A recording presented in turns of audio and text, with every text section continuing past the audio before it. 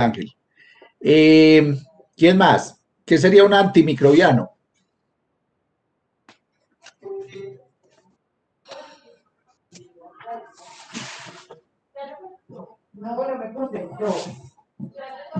¿Qué podría ser un antimicrobiano?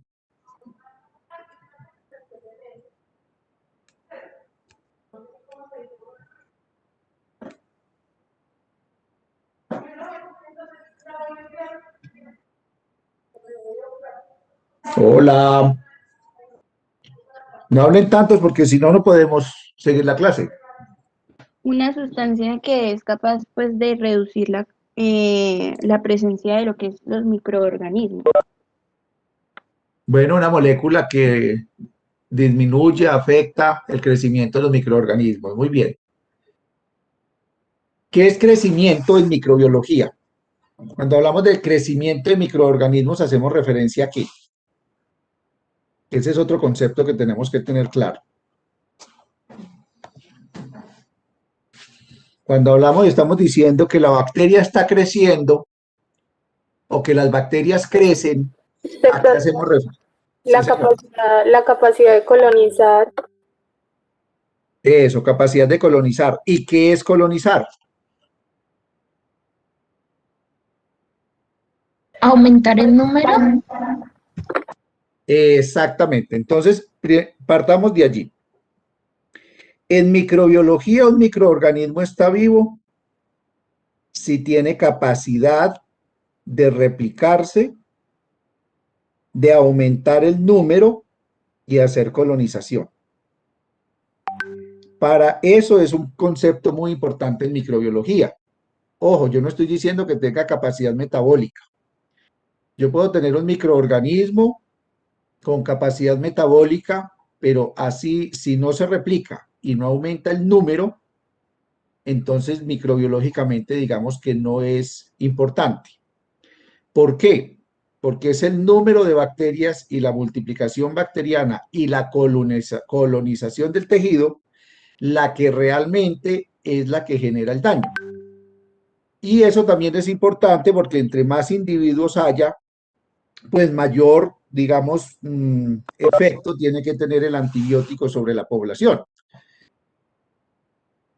¿Cómo se multiplican las bacterias? De los factores de virulencia que le permiten como evadir la respuesta del huésped. Bueno, hay una respuesta del huésped, sí señora, las bacterias, por lo menos las que nos afectan a nosotros, que se llaman mesófilas, porque viven a temperaturas, digamos, ambiente pues de nosotros, las que viven entre 15 y 45 grados, eso es lo primero. Todas las bacterias que nos afectan se llaman mesófilas y son bacterias heterótrofas porque se alimentan de moléculas ya preexistentes, o sea, ellos no son capaces de hacer las moléculas a partir de los componentes básicos. Entonces ellos se alimentan de nuestros tejidos y tienen que tener, obviamente, unos factores de virulencia que les permitan estar en un ambiente adverso, como es cualquier tejido del cuerpo.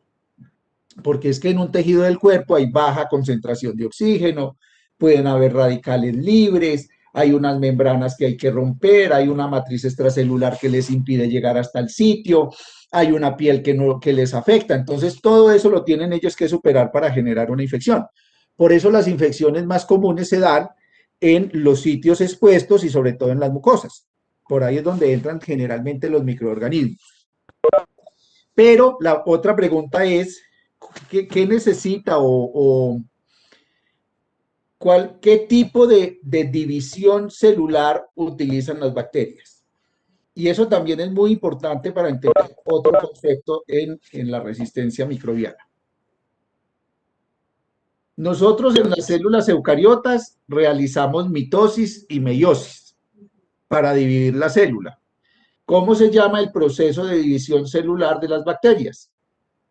Fisión binaria. Fisión binaria, muy bien. ¿La fisión binaria en qué consiste?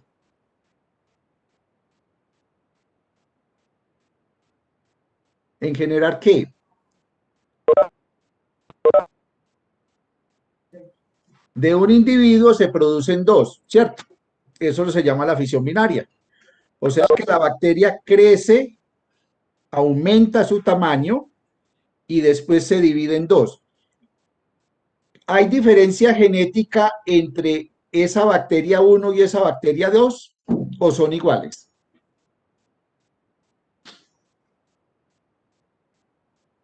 En la fisión binaria, digo. Son iguales, doctor. Eso es muy importante.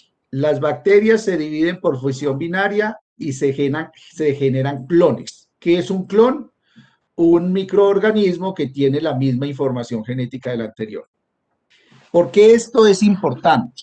Porque como estamos diciendo que una infección se produce o se genera cuando hay una colonización de microorganismos en un tejido, X o Y, se supone que si el antibiótico es capaz de eliminar una bacteria, pues debería eliminar toda la población, porque todas las bacterias provienen de un único microorganismo que tiene la misma información genética. Y ahí es donde viene el famoso fenómeno de la resistencia antimicrobiana. Porque hay bacterias que, a pesar de que eran clonos todas, algunas sufren una serie de cambios en la información genética que los lleva a que se vuelvan resistentes al antibiótico. Entonces, cambian, mutan esa información genética y les da la resistencia a los antimicrobianos. Entonces, ese antimicrobiano que antes era capaz de eliminar toda la población, empieza a seleccionar unas cepas que tuvieron X o Y mutación y esas son las que vamos a llamar que son las cepas resistentes. Entonces, esos son tres conceptos muy importantes de que estamos hablando. Entonces, primero, los antibióticos son moléculas que se descubrieron y que se utilizan para eliminar inicialmente bacterias. Esos son los antibióticos. Ese es el famoso descubrimiento de Fleming. Era muy descuidadito Fleming.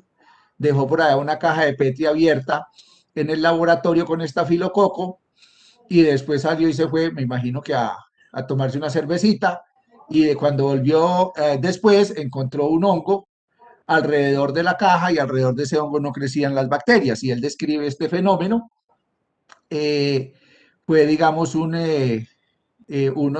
descubrimiento muy importante, y posteriormente, una década después o dos décadas, década y media después, se logra purificar la penicilina. Esa es una historia bonita, porque ya la penicilina no sirve para nada, pero pues es una historia bonita de cómo se identificaron los primeros antibióticos. Los antimicrobianos son una serie de moléculas que tienen la capacidad de inhibir microorganismos. O sea, los antimicrobianos es un grupo más grande de moléculas porque pueden inhibir los microorganismos. Entonces, dentro de los antimicrobianos podemos tener los antifúngicos, los antiparasitarios, los antivirales y obviamente pues los antibacterianos, ¿cierto? Y también hay antibióticos, que generalmente antibióticos se le daba la connotación a aquellas moléculas de origen natural que eliminaban las bacterias. Por eso es que la resistencia bacteriana aparece tan rápido cuando se descubre la penicilina, porque las bacterias ya llevaban cientos o miles de años interaccionando entre ellas, los hongos produciendo penicilina y las bacterias produciendo moléculas para que inhibiera el crecimiento, para que inhibiera el antibiótico. Entonces la resistencia antimicrobiana ya existía. Lo que pasa es que nosotros no lo habíamos descubierto. Entonces, los antibióticos generalmente se suscribían específicamente como a esas moléculas que eran de origen natural. Entonces ahí tenemos la penicilina, la streptomicina, que son moléculas que se descubrieron directamente en los microorganismos, principalmente en los hongos y en los actinomicetos, productores de esas moléculas, pero después las modificamos.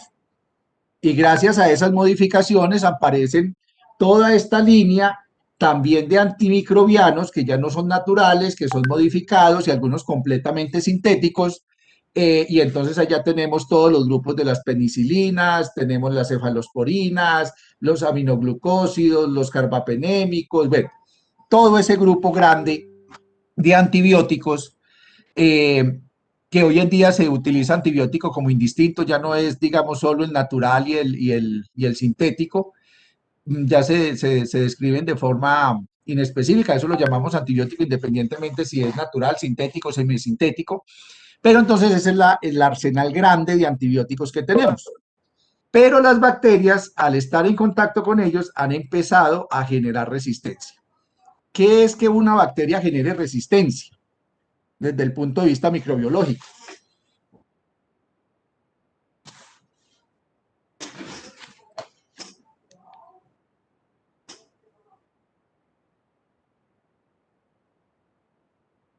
¿Qué es que una bacteria sea resistente?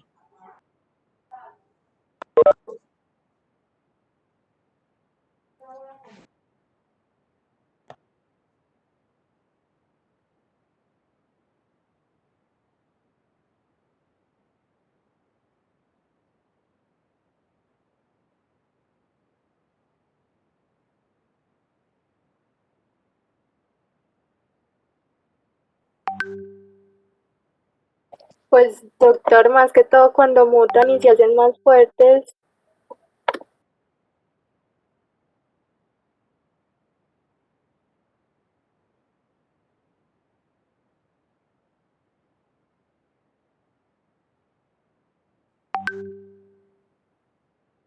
¿Y qué es hacerse más fuerte? Que no inhiben el crecimiento bacteriano.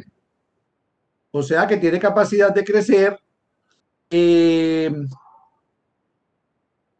la capacidad de crecer en presencia del antibiótico.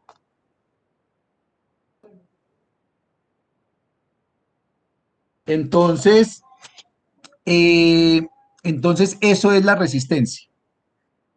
Es la capacidad que tiene un microorganismo de crecer frente a una sustancia química, ¿cierto? En general.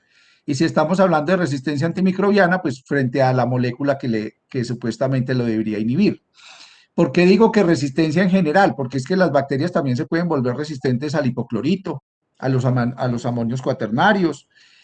O sea, no es solo, el fenómeno no es solo para los antibióticos, también para los desinfectantes.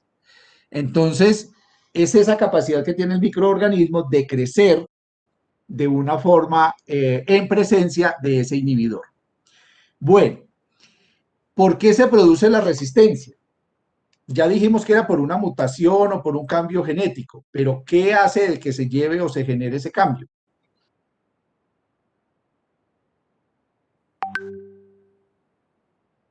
Pues no tomar como en ese caso el medicamento constantemente, sino suspenderlo por tiempo.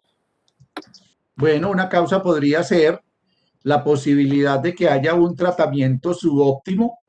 Eso es muy normal que las personas cuando se sientan bien entonces dejan de tomar las pastas porque ya se sintieron bien. Bueno, eso está bien. ¿Qué más? Doctor, la interacción con otras bacterias. La interacción con otras bacterias. ¿Y ahí cómo sería la cosa? Pues doctor, es que pues muchas bacterias tienen algunos mecanismos de traspaso de material genético, como son los pilis. Entonces transmiten plásmidos y estos plásmidos pues van generando resistencia en las otras bacterias y van generando cepas resistentes. Muy bien. O sea, hay unos mecanismos de transmisión genética, mecanismos de transmisión genética que le permiten a la bacteria hacer intercambio genético entre ellas. Y eso llevaría a una resistencia antimicrobiana. ¿Qué otra causa?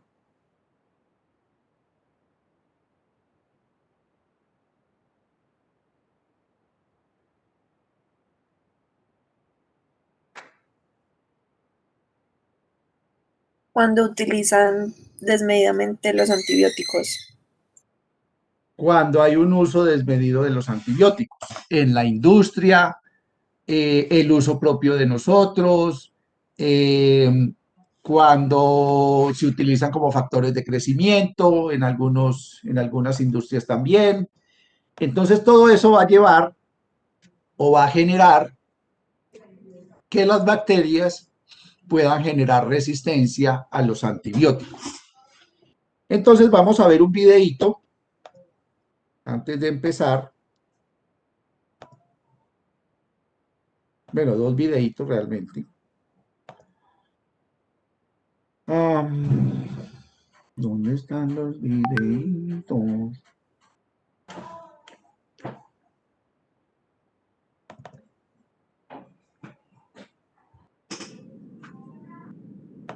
Por favor, me dicen si están viendo la pantalla.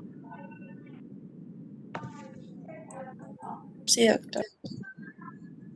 Presenta antibióticos versus bacterias, combatiendo la contraatacar tuberculosis, gonorrea, SARM. Estos malos Medline Plus presenta antibióticos Pero no versus estamos viendo bacterias, la pantalla. combatiendo la resistencia. Otra ¿Qué pestaña. pasa si no podemos contraatacar tuberculosis, gonorrea, SARM? Estos malos gérmenes son considerados por el Instituto Nacional de Alergias y Enfermedades Infecciosas, o NIAID por sus siglas en inglés, como uno de los organismos más peligrosos del planeta hoy en día. Doctor, Todos ellos se han sumado a la resistencia. Esto es la resistencia antimicrobiana, para ser claro.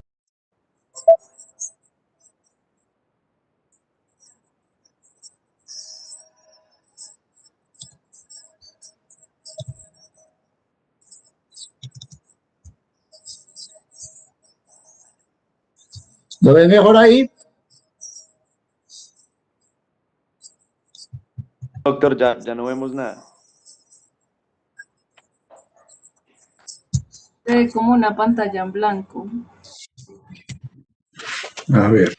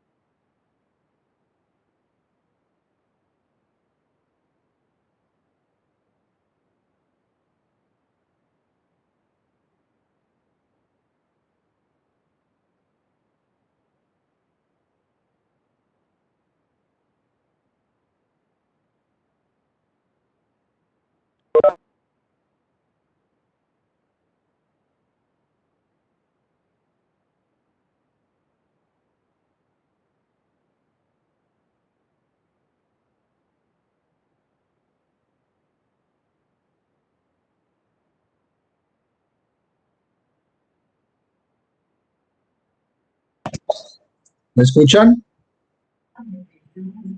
Sí, doctor. Bueno, voy a volver a compartir.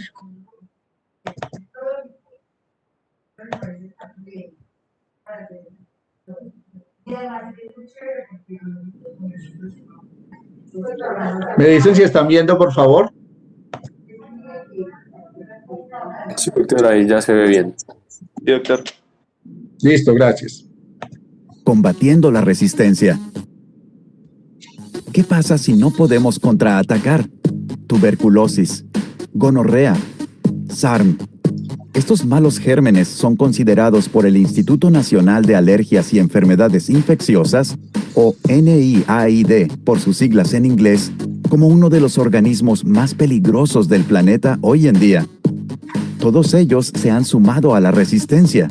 Esto es la resistencia antimicrobiana, para ser claros. Bacterias como estas están ganando rápidamente la capacidad de derrotar a nuestros antibióticos, lo que hace que las infecciones sean más difíciles de tratar. Y esto es un gran problema.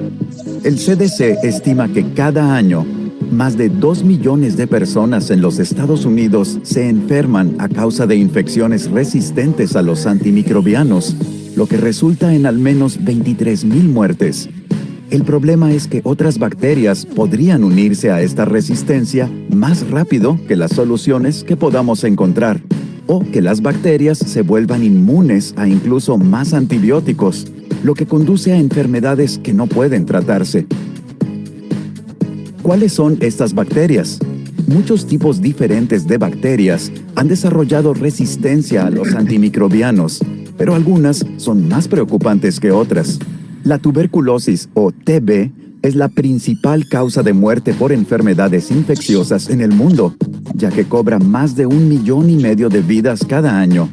La tuberculosis es difícil de tratar, y algunas cepas resistentes necesitan años de tratamiento diario con múltiples medicamentos, incluyendo meses de inyecciones dolorosas y efectos secundarios graves que pueden dejar a los pacientes sordos. La gonorrea es preocupante porque las cepas se han vuelto resistentes a todos, excepto a unos pocos antibióticos. Esta enfermedad de transmisión sexual puede compartir sus genes resistentes entre bacterias, aumentando la velocidad de la resistencia. El Staphylococcus aureus está en todas partes, en nuestros artículos personales, nuestra piel, incluso en nuestra nariz. El estafilococo generalmente no es dañino, pero cuando lo es, puede ser difícil de tratar, especialmente en los casos de Staphylococcus aureus resistente a la meticilina o SARM, que ahora es portado por un 2% de los estadounidenses. Estas son solo algunas de las bacterias líderes en la resistencia. Hay otras y vienen más. ¿Cómo se produce la resistencia? La resistencia ocurre rápidamente debido al uso excesivo e indebido de los antibióticos durante un largo periodo de tiempo. Por ejemplo, cuando no se completa el tratamiento con antibióticos según lo prescrito, y cuando se usan antibióticos en la agricultura para promover el crecimiento de los animales. Las bacterias se multiplican tan rápido que incluso si tuviéramos el antibiótico perfecto, la resistencia aún podría ocurrir. Y cada vez que usamos antibióticos, existe la posibilidad de que algunas bacterias sobrevivan debido a cambios en su ADN. El ADN puede crear esos cambios para la supervivencia, como por ejemplo, cambiar la superficie de la célula bacteriana, evitando que los antibióticos se adhieran o entren. Hacer bombas que expulsen los antibióticos antes de que tengan la oportunidad de funcionar. O crear enzimas que neutralicen los antibióticos. Los antibióticos eliminarán a la mayoría de las bacterias, incluidas las bacterias buenas para nuestro cuerpo. Pero las bacterias con estas ventajas pueden sobrevivir y reproducirse.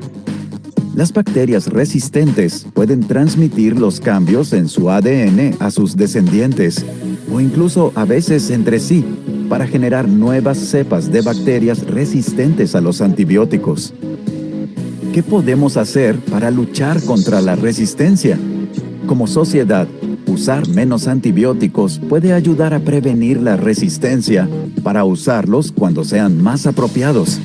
El primer paso es prevenir la necesidad de usar antibióticos al evitar infecciones, por ejemplo, mediante el lavado de manos, las vacunas y la preparación segura de alimentos. Usar los antibióticos bien también ayuda, como tomarlos según las indicaciones prescritas, con el fin de no darles la oportunidad a las bacterias de volverse resistentes. Las dosis omitidas de antibióticos pueden favorecer un mejor ambiente en que las bacterias resistentes se multipliquen y causen una infección resistente. Al combinar los antibióticos específicos con las bacterias que causan las infecciones, los profesionales de la salud pueden combatir la resistencia a los antimicrobianos al reducir la cantidad y la potencia de los antibióticos que toman los pacientes. Se debe tener cuidado de comprobar que las infecciones no sean ya resistentes a los antibióticos. Además, no se deben administrar antibióticos para las infecciones virales, como los resfriados o la gripe, ya que los antibióticos no combaten a los virus. Investigación en NIAID. El NIAID está investigando cómo luchar contra la resistencia a los antimicrobianos. Se están investigando muchas vías, incluyendo buscar nuevos antibióticos que expongan debilidades en el ciclo de vida de las bacterias. Formas de estimular el sistema inmunitario para combatir infecciones bacterianas. Crear comunidades bacterianas que eliminen los efectos de las bacterias infecciosas. Utilizar virus especiales que ataquen y maten a las bacterias infecciosas. Y mejorar las pruebas de diagnóstico para atacar con los antibióticos más apropiados a las bacterias. Con buenas prácticas de salud pública e investigación de vanguardia, es posible que podamos enfrentar a la resistencia y a las enfermedades infecciosas en general. Pero debemos trabajar todos juntos para mantenernos un paso adelante de este problema. Encuentre investigaciones específicas e información actualizada en medlineplus.gov/español o busque en la revista Medline Plus de NIH y obtenga más información sobre la investigación del NIAID visitando niaid.n.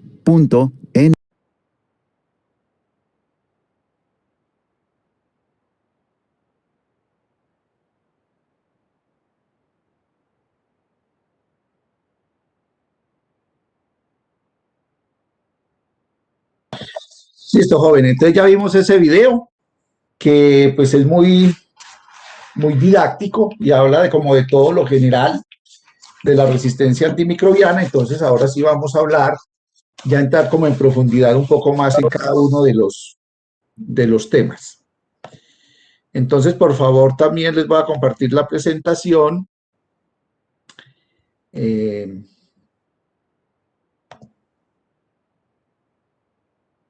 Bueno, compartir la presentación. Por favor, me comentan si la están viendo. Sí, doctor. Sí, doctor. Listo, muchas gracias, pues. Bueno, entonces, ya dijimos, la resistencia antimicrobiana es permitir que un grupo de bacterias, aquí tenemos un grupo de bacterias que se supone que todos eran clones, que tenían la misma información genética, pero una de ellas tuvo una mutación por diferentes causas. Esta, por ejemplo, podría ser una mutación de novo. Entonces, todas las demás desaparecen, son sensibles al antibiótico, el paciente se puede sentir bien y digamos que queda solo una de estas bacterias, el paciente, vuelvo y les digo, queda bien, y entonces esta bacteria que ya estaba adaptada al tejido, vuelve y genera una gran cantidad de bacterias, una nueva población bacteriana, pero en este caso ya es resistente al antibiótico anterior. Entonces la resistencia es la capacidad que tiene este microorganismo, este grupo de microorganismos, de crecer en la presencia de un inhibidor, en este caso de un antibiótico. Las causas de la resistencia, que eso es lo que deberíamos o lo que debemos hacer para tratar en la medida de la posibilidad, y ustedes como médicos tienen que ser allí además de médicos, tienen que ser unos buenos docentes para enseñarle a las personas que vayan a que se tomen el medicamento como es, que se lo tomen completo y que se lo tomen a la hora que es. Entonces, la resistencia a los antimicrobianos aparece por el exceso de prescripción de antibióticos, lo que estábamos diciendo ahí en el video. Usted tiene una gripa y entonces le manda un antibiótico. Eso también en nuestro medio es muy común. Todos recuerdan el famoso matrimonio, que es un analgésico, un antipirético, y le dan un antibiótico. Entonces, este exceso de prescripción se debe controlar, y ustedes como médicos deben controlar ese exceso de prescripción, porque no a todo el mundo se le tiene que dar antibióticos. Allí la importancia de que podamos hacer primero el antibiograma, o que podamos hacer el cultivo, que miremos que realmente esta persona sí necesita ese antibiótico, qué antibiótico le voy a dar y no le voy a mandar uno resistente, etcétera, etcétera, etcétera. Esto ya lo habíamos dicho, los pacientes que no acaban su tratamiento, el uso excesivo de antibióticos en la cría de ganado y de pesca. Los peces son, digamos, organismos muy delicados.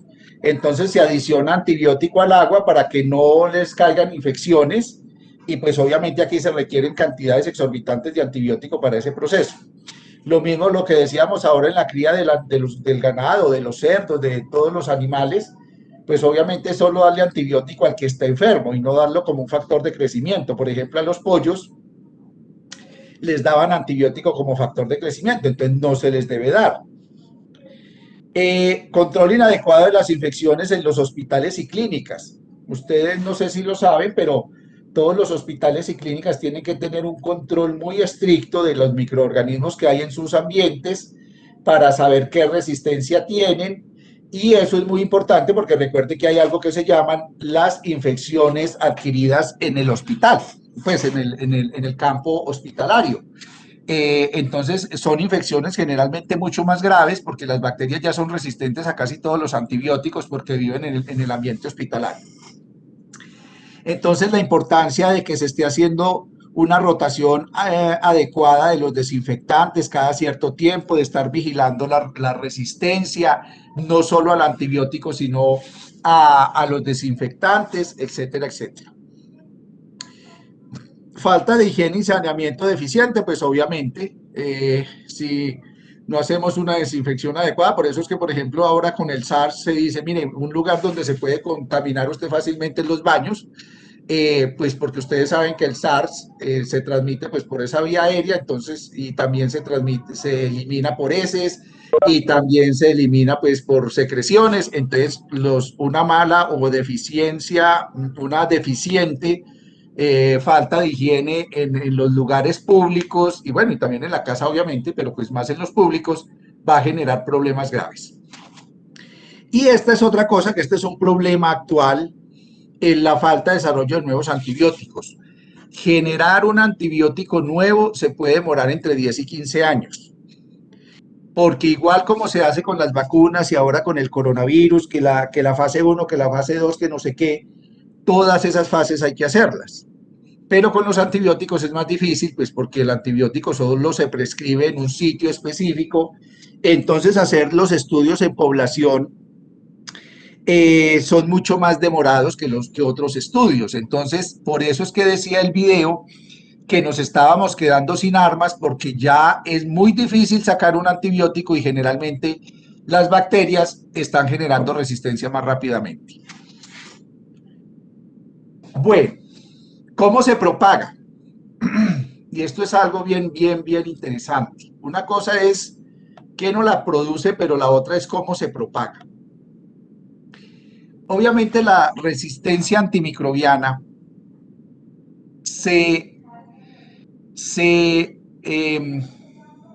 digamos que se propaga obviamente de forma microscópica, y por eso es que es tan difícil poderla controlar. Entonces, es muy sencillo. Tomemos este ejemplo. Usted tiene un dolor de garganta, tiene una faringoamigdalitis, le envían un clavulín, que es una amoxicilina con ácido clavulánico. Usted se toma el antibiótico, bien juicioso. Pero el video les dijo una cosa muy importante, y es que el antibiótico no es selectivo. Es una cosa que ustedes tienen que quitarse de su mente. Los antibióticos no son selectivos. Los antibióticos pueden eliminar grupos de microorganismos, pero no son selectivos. Entonces, hay antibióticos más para gram positivos, hay antibióticos más para gram negativos, pero no son selectivos. Entonces, los antibióticos de gram positivos pues van a eliminar, como decía el video, tanto las bacterias buenas como las bacterias malas, porque no todas las bacterias son malas. El grupo que produce infección es un grupo reducido de la gran cantidad de microorganismos que existen.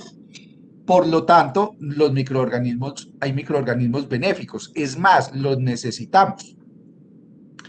Nosotros no podemos acabar con toda la flora intestinal, eso es imposible. Y si no tuviéramos flora intestinal, no tendríamos vitamina K, no tendríamos degradación de moléculas complejas, etcétera, etcétera, etcétera.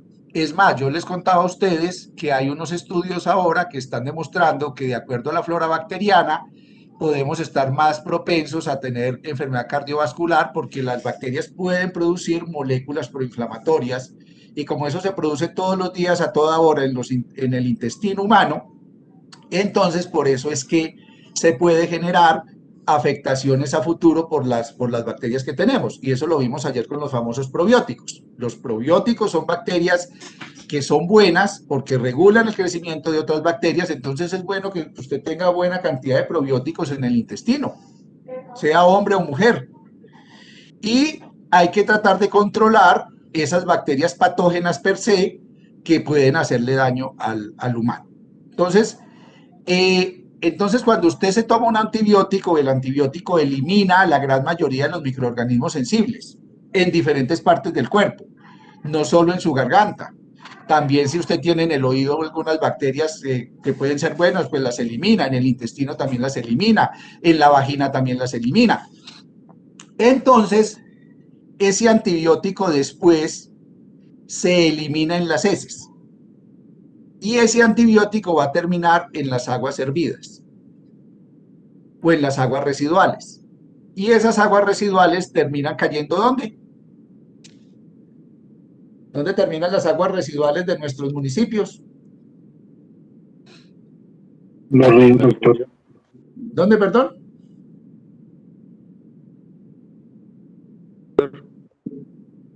En el río. En el río. ¿Y quién se va a bañar al río? La gente. ¿Y de dónde toman el agua el pueblito que está más abajo? Las personas. Aquí tenemos un problema, ustedes lo saben, que de donde tomamos agua, que es arriba del río Quindío, en la parte de Salento, hay varias denuncias que han puesto que la planta de tratamiento, que no sé qué de Salento no sirve y que esas aguas caen al río Quindío. Entonces, ahí está el meollo del asunto. Todo lo que nosotros eliminemos va a caer al río y después nos lo volvemos a tomar. Ah, que se trata con cloro, que no sé qué, pues sí, pero resulta que es que como no solo nosotros tomamos, los únicos que tomamos agua tratada somos nosotros, pero las vacas no. Y toda esa parte del río está debidamente identificada que ahí tenemos ganado. Entonces las vacas van y comen y toman agua de ahí y se contamina la vaquita. Entonces esta vaquita que ustedes ven aquí se contamina. ¿Con qué? Con las bacterias resistentes que salieron por las heces de la persona que se tomó el antibiótico que había tratado una faringoamigdalitis. Pero como no es una sola persona, sino muchas personas las que tienen o faringoamigdalitis o infección urinaria en los hospitales, etcétera, etcétera, entonces en nuestro medio ambiente hay una gran cantidad de bacterias resistentes que después se nos devuelve ¿dónde? En la comida. Se nos devuelve en el pescado, se nos devuelve en la vaca, se nos devuelve en las verduras, porque esa es la misma agua que se utiliza para regar. Entonces, ahí está el meollo del asunto. Esto es un ciclo. Las bacterias resistentes llegan al ambiente y del ambiente vuelven a través de los alimentos o nosotros mismos. Ustedes les gusta mucho montar en cicla y se van por allá, por todas esas partes, por Salento, por Circasia, por Finlandia. Eso está muy bien, hacen ejercicio.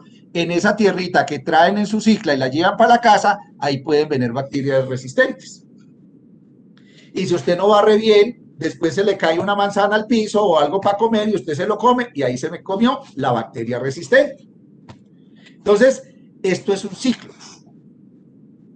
Lo que pasa es que nosotros no somos tan industrializados, entonces todavía el agua está un poquitico más limpia. Lo que no pasa en Bogotá, en el río Bogotá, y lo que no pasa en el río Magdalena.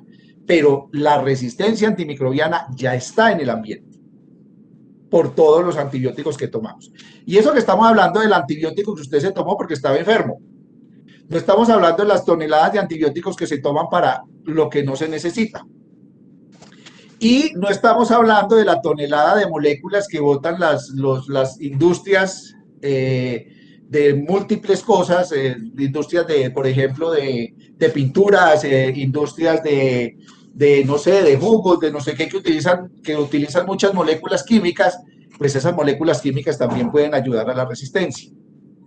Entonces, es un ciclo.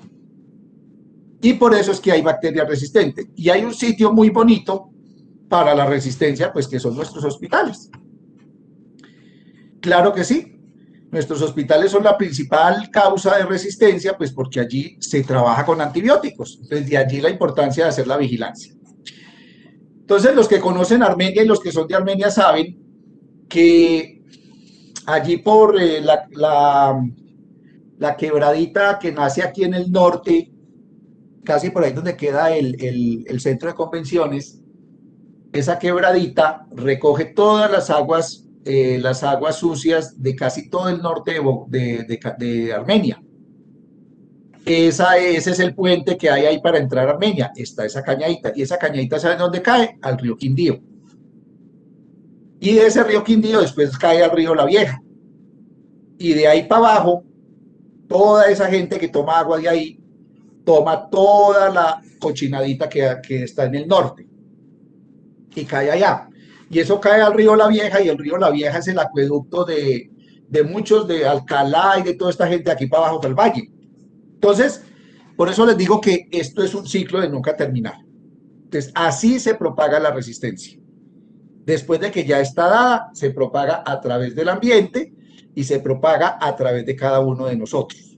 Y se propaga a través de la carne, y se propaga a través del pescado, y se propaga a través de los alimentos, a través de la tierra que traen en el zapato, etcétera, etcétera, etcétera. Entonces aquí, eso es lo que estamos mirando. O sea, que lo estamos viendo como independiente, pero aquí la comunidad, los hospitales llevan las bacterias resistentes a las aguas que son utilizadas para el riego de alimentos, para la alimentación de animales, pues para la agricultura, y entonces se nos devuelve la resistencia al medio ambiente. Lo mismo sucede con las industrias, es que todo viaja por el agua. Entonces, de allí la importancia de tener un saneamiento básico, de allí la importancia de que podamos tener más plantas de tratamiento, eso es súper importante, poder tener plantas de tratamiento. En Armenia solo tenemos una, los municipios, creo que Salento tiene una, los demás municipios del Quindío no tienen nada, todo cae directamente a los ríos. Entonces, este es el ciclo y ese sería el ideal, que tuviéramos esa posibilidad de poder contener esa resistencia.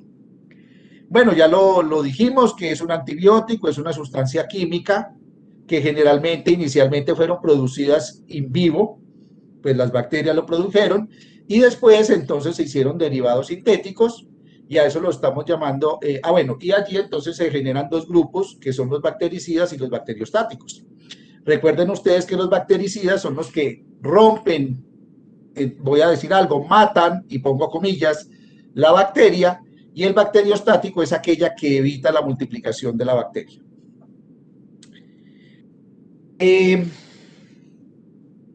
Esto que ustedes ven aquí, este dibujito es viejito, pero me gusta mucho, porque ahí está todos los grupos de antibióticos que se han realizado y que se han utilizado y que se han sintetizado para inhibir las bacterias. Entonces aquí hay que decir algo importante. Recuerden ustedes que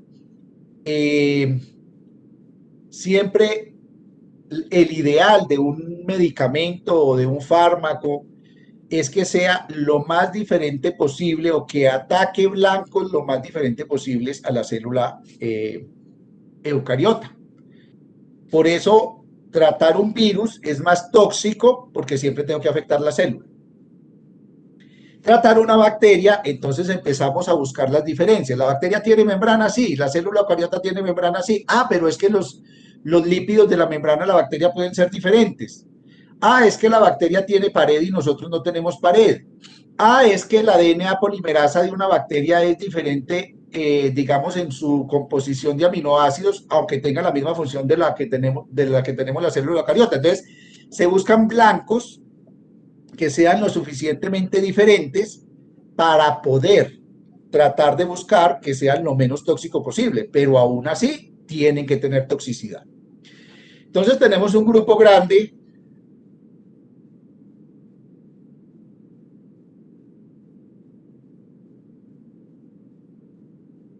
Liliana. Regáleme un segundito, Liliana.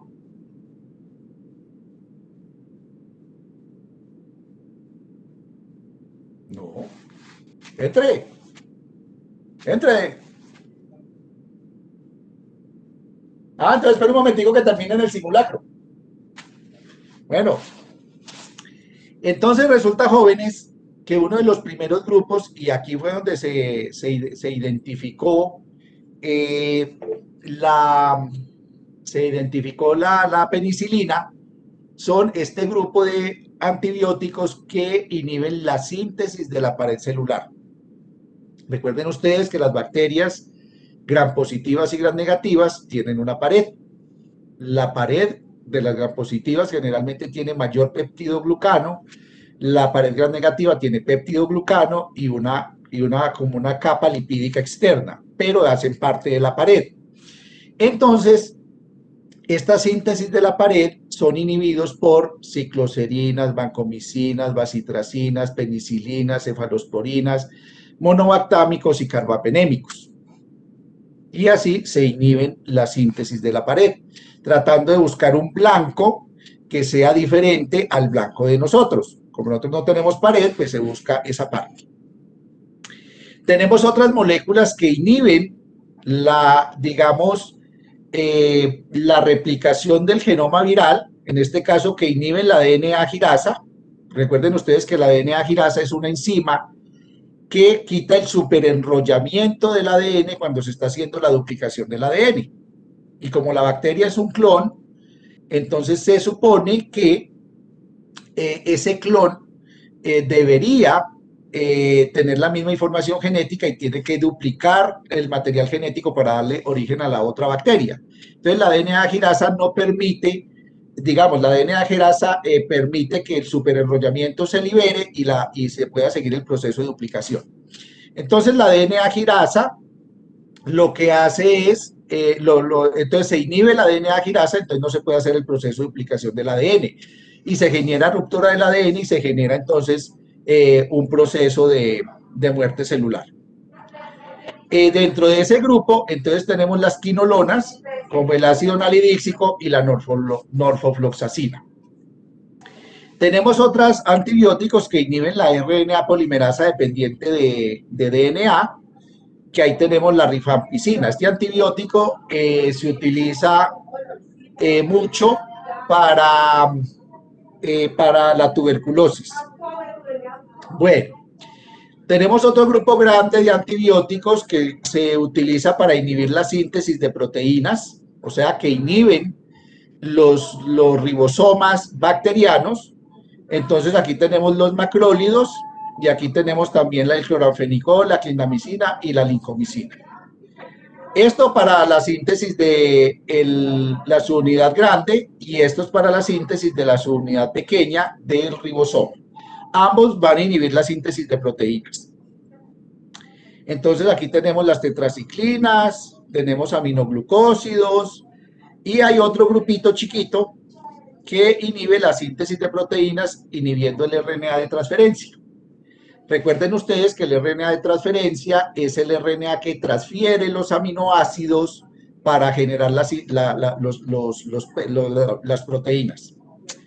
Hay algunos que inhiben la síntesis de la pared, que inhiben la síntesis de la membrana celular, que es lipídica, y aquí tenemos las polimixinas.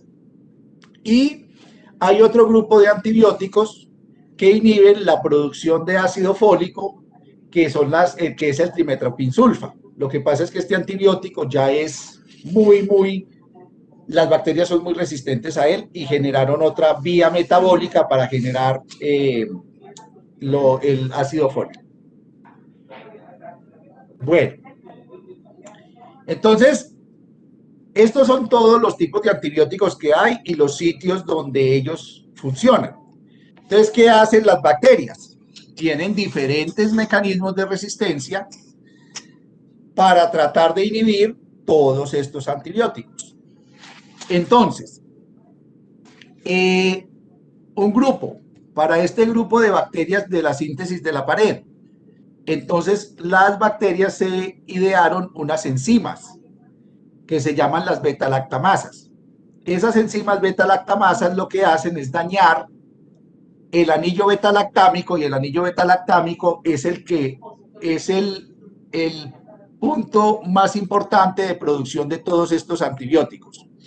Entonces, generalmente los que tienen beta-lactamasas inhiben penicilinas, y de acuerdo al tipo de beta-lactamasa se inhiben, además se pueden inhibir las cefalosporinas, los monobactámicos y los carbapenémicos. Entonces, mire, una enzima, y si es una beta-lactamasa de espectro extendido, una enzima puede inhibir todo este grupo de antibióticos, ya no funcionaría. Bueno, las bacterias también tienen unas puertas de entrada de los antibióticos a la célula que se llaman porinas. Esas porinas son unas proteínas que dejan ingresar moléculas grandes, porque ustedes saben que las moléculas pequeñas pues pueden ingresar por otro lado, por otras puerticas más pequeñas. Entonces las bacterias lo que hacen es mutar las porinas. Si estas porinas mutan, el antibiótico no puede entrar, y así usted le dé mucho antibiótico, pues nunca va a entrar a la bacteria y por lo tanto no va a funcionar. Porque como si ustedes se dan cuenta, casi no, todos los antibióticos tienen que actuar al interior de la bacteria, no pueden ser por fuera. Entonces, ahí es donde está el meollo del asunto. Todos los antibióticos tienen que entrar al citoplasma para después poderse ir al ribosoma, encontrar la DNA polimerasa, inhibir la síntesis de ácido fólico, inhibir la pared de la bacteria. Entonces, si esta porina se cierra, pues casi una gran mayoría de estos antibióticos pues van a quedar inhibidos. Ahora, las porinas no es una porina para todos los antibióticos, esa es la gran ventaja. Hay porinas para diferentes grupos de antibióticos. Bueno, otra forma que tienen las bacterias es o cierran la porina o eliminan la porina. ¿Sí? Entonces, igual, cualquiera de las dos no van a permitir el paso del antibiótico. Otra forma de resistencia que tienen las bacterias es sacar el antibiótico. Eso se llaman bombas de flujo. Las bombas de flujo lo que hacen es que entra el antibiótico por la porina, y aquí en el citoplasma o en el periplasma, en las bacterias gram negativas, hay unos transportadores que cogen el antibiótico y lo sacan por otra porina. Eso se llama bomba de flujo. Entonces, igual, cualquier tipo de antibiótico que entre lo pueden sacar. Hay bombas de flujo específicas para cada antibiótico. Entonces, por ejemplo, aquí las beta-lactamasas incluyen todas las penicilinas y los carbapenémicos. Por CDR de porinas, por ejemplo, los carbapenémicos se ven afectados. Las bombas de flujo pueden afectar las beta-lactamasas, las quinolonas, las aminoglucósidos, las tetraciclinas, el cloranfenicol, con las bombas de flujo. Bueno, otra forma es que el antibiótico entra al citoplasma, y aquí hay unas enzimas que modifican el antibiótico. Le ponen un grupo OH, le ponen un metilo, le ponen un acetilo, y esa acetilación, esa metilación hace que ya el antibiótico no sea lo suficientemente,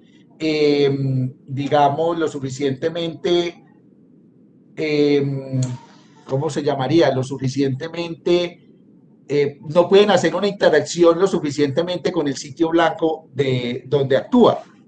Entonces, por ejemplo, ¿qué puede suceder? Se modifica el antibiótico y él debe entrar acá, entonces ya no es capaz de entrar. Por ejemplo, al ribosoma, estoy diciendo cualquier cosa. Entonces, ese es otro mecanismo de resistencia, modificación del antibiótico. Otra forma de resistencia es modificar el sitio donde llega el antibiótico. Entonces, al antibiótico no le pasa nada, el antibiótico está bien, pero cambian el sitio donde se tiene que pegar el antibiótico, entonces tampoco funciona el antibiótico. Y eso puede suceder en la DNA polimerasa, puede suceder en los ribosomas, etcétera, etcétera, etcétera. Y lo otro que pueden hacer es una serie de modificaciones a los lípidos para que los antibióticos que actúen sobre la membrana ya no funcionen. Entonces, aquí está más o menos el panorama general de todos los mecanismos de resistencia que tienen las bacterias, y una bacteria puede tener un mecanismo, o sea que una bacteria, por ejemplo, puede tener solo beta-lactamasas, pero hay otra bacteria que puede tener beta-lactamasas y cierre de porinas. Entonces esta segunda bacteria va a ser más resistente, porque no solo va a ser resistente a las penicilinas, carbapenémicos, cefalosporinas, sino que también va a ser, por ejemplo, resistente a quinolonas. Otra bacteria puede tener cierre de porinas, puede tener beta-lactamasas y puede tener bombas de flujo, y a eso es lo que nosotros llamamos las superbacterias. Son bacterias que ya ningún tipo de antibiótico, ninguno de estos grupos de antibióticos le funciona. Y eso es lo que estamos viendo en este momento. En este momento tenemos casos de pacientes que no es posible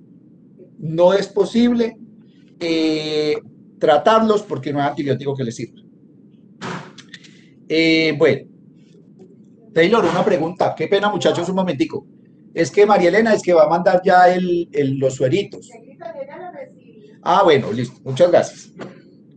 Bueno, entonces, muchachos, ¿cómo se lleva a cabo este proceso dentro de la bacteria de generar resistencia? Entonces, tenemos que ir al genoma. O sea, esto no ocurre porque sí. Si una porina se cierra es porque el genoma mutó. Si hay una bomba de flujo es porque el genoma también mutó. Si hay un cambio en el sitio blanco es porque el genoma mutó. Bueno, etcétera, etcétera. O sea, todo nos lleva al genoma. Entonces, en el genoma de la bacteria pueden suceder varias cosas. Pueden haber mutaciones que se llaman de novo. ¿Qué es eso de novo? Que simplemente por estar en contacto la bacteria con el antibiótico mutó algo en el genoma, o puede haber una transmisión del material genético entre bacterias. Esta es la más común. Entonces, la transmisión del material genético entre bacterias es lo más común, y hay tres formas de transmisión: conjugación, transformación y transducción. Y en ese intercambio de material genético, como son secuencias muy grandes del genoma, pues ahí se pueden llevar varios mecanismos de resistencia. Me explico. Si se intercambia un cromosoma completo o un plásmido completo, en ese plásmido pueden ir porinas, o pueden ir, por ejemplo, enzimas, o pueden ir, por ejemplo, nuevas bombas de flujo. Entonces, ese intercambio de material genético es el que le da la posibilidad de hacer una afectación más grande en el caso de que se vuelva la bacteria más resistente. Y las mutaciones puntuales pueden afectar generalmente a un grupo de antibióticos específicos. Por ejemplo, se muta el sitio blanco donde se pega en el ribosoma el antibiótico. Eso puede ser una mutación de novo. Bueno, entonces vamos a explicar un poquito, esto ustedes lo saben, cómo se lleva a cabo la conjugación, la transformación y la transducción. Entonces, el material genético se transmite a través de plásmidos, y los plásmidos son pequeños fragmentos de ADN con capacidad para replicarse de forma independiente. Eso es un plásmido. Es un ADN que él solito tiene capacidad de replicarse, y por lo tanto se puede pasar de una bacteria a otra. Entonces aquí vemos, por ejemplo, una bacteria, y esto que ustedes ven aquí es una microscopía electrónica del cromosoma bacteriano. Perdón, del plásmido. Entonces ustedes lo ven que es como circular, y esos plásmidos son extracromosómicos, o sea, no están pegados en el cromosoma. Y este plásmido se puede duplicar solo y después pasar a otra bacteria. Eso lo llamamos conjugación.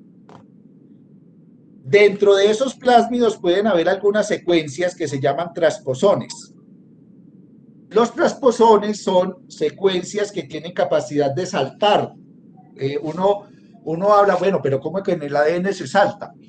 Tiene capacidad de hacer un intercambio de material genético de un lugar a otro.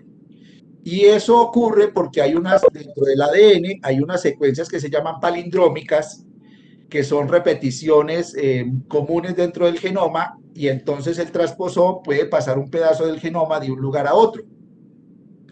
Y en esos transposones que van dentro de los plásmidos, se puede pasar del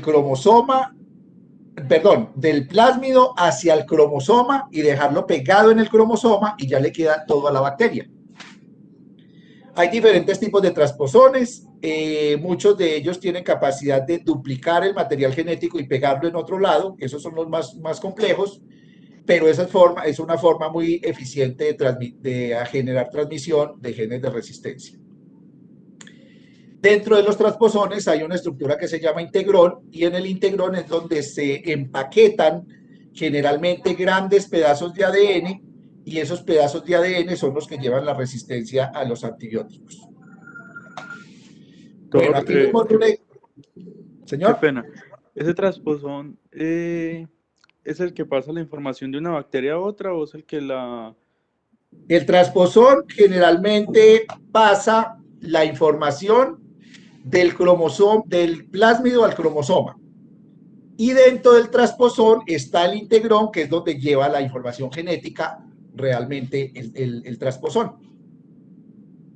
Ahora, si hay dos plásmidos diferentes dentro de la bacteria, porque eso también puede ser posible, dentro de los mismos plásmidos los transposones también pueden intercambiar información genética. Y si dentro del mismo plásmido o dentro del mismo cromosoma de la bacteria hay un sitio donde puede pegarse un transposón, allá también puede llegar otro o puede llegar el mismo. O sea, hay múltiples mecanismos que generalmente no es que uno inhiba al otro. Si la bacteria tiene un cromosoma que tiene transposones, dentro del mismo cromosoma el transposón puede migrar de un lugar a otro en el mismo cromosoma. Si el plásmido tiene transposones, ese plásmido lo pueden transmitir a un cromosoma. O ese transposón se puede pegar a otro plásmido.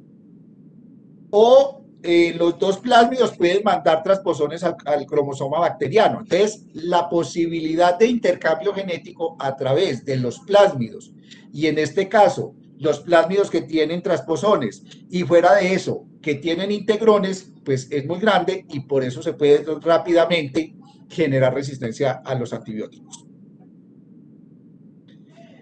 Bueno, la conjugación es el mecanismo mediante el cual se transfiere parte de la información genética, y generalmente en la conjugación lo que se transfiere es un plásmido completo. Y un plásmido puede tener un transposón, pero puede también tener varios. Entonces, por eso es que los mecanismos de resistencia se transmiten tan rápidamente, y como las bacterias se comunican en el agua, en las aguas residuales, pues allá pueden hacer todas las mezclas, no necesitan ni siquiera estar dentro del cuerpo.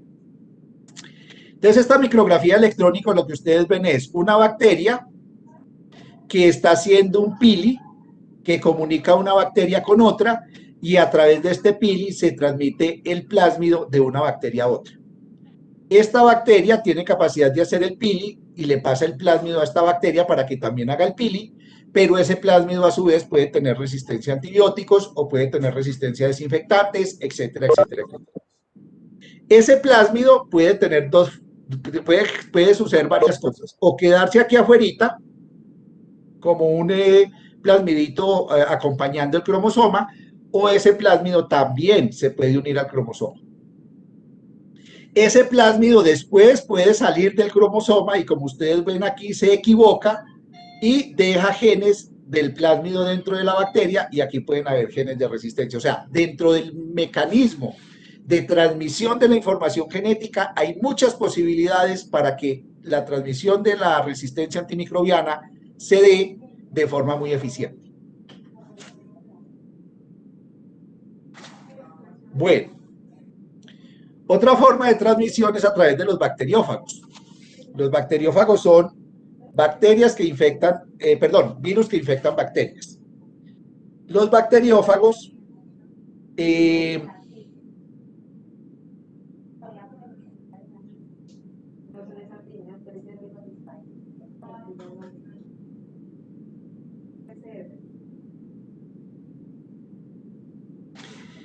entonces, ¿qué es lo que hacen? Las bacterias, estos virus, transmiten, como ven aquí en el muñequito, la información genética del virus dentro de la bacteria. Entonces, eso es lo que hace el bacteriófago. Es más, los bacteriófagos eran utilizados o fueron utilizados en la década del 30 en Rusia como tratamiento para bacterias. Porque los bacteriófagos son específicos de bacterias. Entonces, si usted tenía una diarrea, se podía tomar el bacteriófago que era resistente al pH al pH ácido, perdón, del estómago, y el bacteriófago llega al intestino, a la bacteria, y ese bacteriófago inyecta su información genética en las bacterias, por ejemplo, una E. coli enterohemorrágica o cualquier E. coli enteropatógena, y ese bacteriófago lo que hace es hacer un ciclo lítico. ¿Qué quiere decir eso? Que el bacteriófago se multiplica al interior de la bacteria y ¡pum!, rompe la bacteria. Pero en ese ciclo lítico, a veces algunos bacteriófagos no quedan empaquetados con el genoma completo del bacteriófago, sino que se empaquetan con genoma de la bacteria que están eliminando. Entonces, este bacteriófago que quedó con genes de la bacteria va a infectar a otra bacteria. Pero como ya no tiene el genoma completo del virus, sino que tiene más genoma de la bacteria, lo que hace es inyectar genoma de la bacteria a esta otra bacteria. Ese genoma se recombina y resulta que lo que le está pasando aquí son genes de resistencia a la bacteria que llegó, a la segunda. Y así también se transmite resistencia antimicrobiana. Vuelvo y le digo, esto es muy común en el medio ambiente. Es más, en nuestro intestino también podría suceder. Pero esto no lo vemos. Por eso es que la resistencia es tan difícil de controlar, porque es microscópica. Bueno, hay otra forma, otros bacteriófagos que no necesariamente eliminan la bacteria inmediatamente, sino que el bacteriófago inyecta su genoma, mete su genoma dentro del cromosoma de la bacteria y se queda ahí. Él no tiene problema. Ese se llama un ciclo lisogénico. Él se queda ahí en el cromosoma de la bacteria, se queda quietecito, y cuando hay algún evento adverso, ella quiere salir de ese cromosoma, pero pueden suceder varias cosas. Que no pueda salir bien o que no salga, porque por mutaciones de la bacteria, las mutaciones de pronto modificaron el genoma y entonces ya no deja salir el bacteriófago. Entonces toda esa información del bacteriófago queda como de la bacteria. Y si sale de forma inadecuada, como lo vimos acá, pues lo que va a hacer es que en la segunda generación de bacterias que infecte va a transmitir resistencia o genes diferentes. Y el tercer mecanismo, que es el mecanismo más, digamos, inespecífico, es la transformación. La transformación ocurre cuando las bacterias están en una mezcla de microorganismos. Hay una mezcla de microorganismos, por ejemplo, nuevamente el agua de un río, en un charquito por allá, empieza a hacer mucho sol y esa agua empieza a secarse. Muchas bacterias empiezan a morir y a romperse. Entonces queda en el ambiente una gran cantidad de información genética de diferentes bacterias, y las bacterias que sobreviven hacen un fenómeno de competencia, y es que se le van formando como poritos en la pared y en la membrana. Por esos poritos de la pared y la membrana pueden entrar diferentes partes del genoma de las bacterias que estaban ahí y que se rompieron, y hacen un proceso de recombinación genética.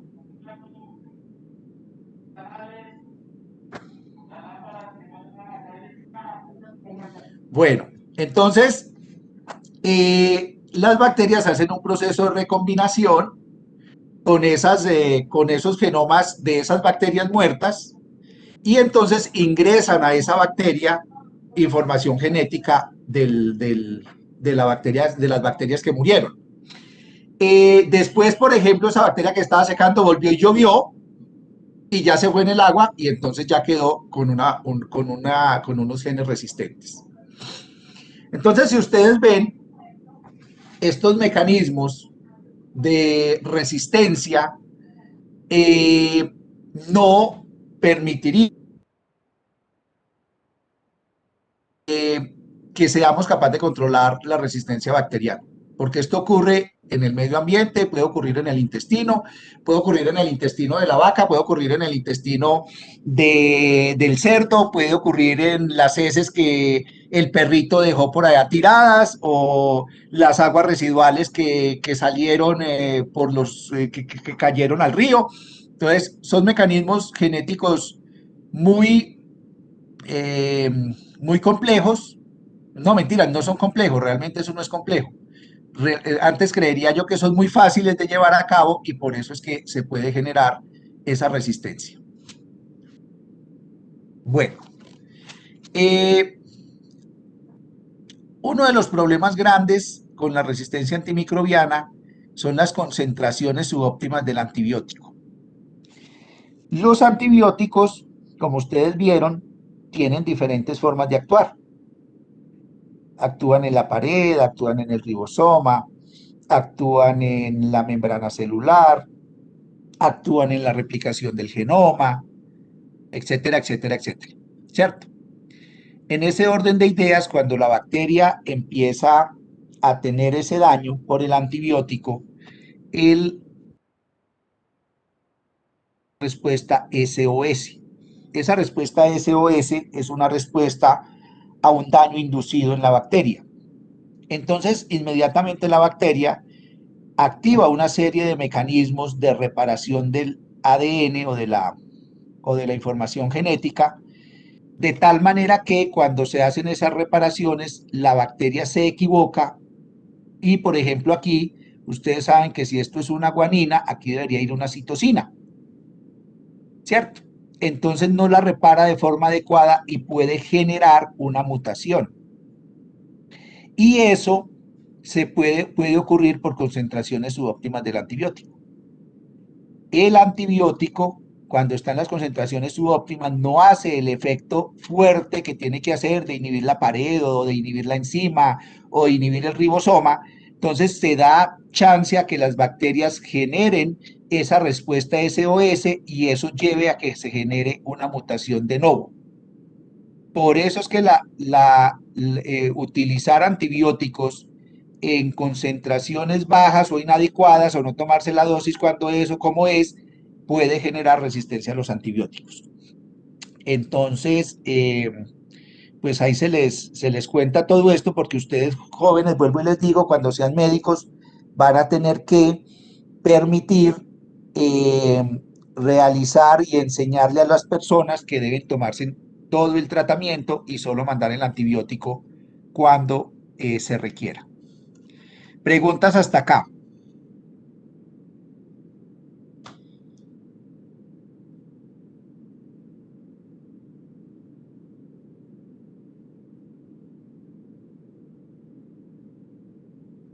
¿Todo está claro?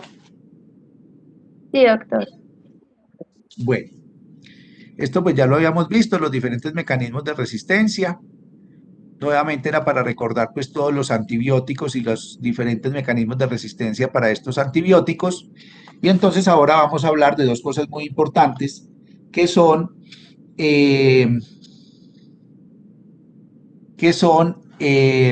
las técnicas para evaluar la resistencia antimicrobiana. Yo siempre les digo esto y siempre se los diré y se los seguiré diciendo hasta que Dios me lo permita o ya sea que me pensione o ya sea que me tenga que ir. Y es que el ideal es que todo tratamiento antibiótico debería tener un cultivo. Ese siempre va a ser la meta. Y eso ha ganado mucho espacio. Cuando yo comencé, digamos, a trabajar ya hace varios años, pues hacer un antibiograma, eso no se hacía. Todos los tratamientos casi eran empíricos. Todo se hacía empíricamente, todo. Y pues obviamente no estoy diciendo que los médicos eran malos, no, excelentes médicos, los tratamientos funcionaban, pero no teníamos tanta resistencia. Pero ya hacia la década del 80, 90, ya empieza a presentarse un problema de resistencia muy grande. Entonces la Organización Mundial de la Salud empieza a generar alertas desde esa época diciendo, miren, nos están acabando los antibióticos, no tenemos antibióticos, las bacterias se están volviendo resistentes, tenemos que empezar a contener y entonces empezamos a hacer medición de la resistencia a través del antibiograma. Hay dos técnicas principales. Sí, señor. Una pregunta es que usted nos decía ahorita que pues una de las causas de la resistencia era pues esos tratamientos de los animales, las vacas, me imagino que lo de los pollos y todo ese crecimiento, ¿no? Y es Sí, que no hay entidades en el país que controlen eso, porque pues si eso es una problemática y está afectando al sistema de salud, por qué no interceden ahí? vea, porque es que lo que pasa es que la organización, vea por ejemplo ahora lo que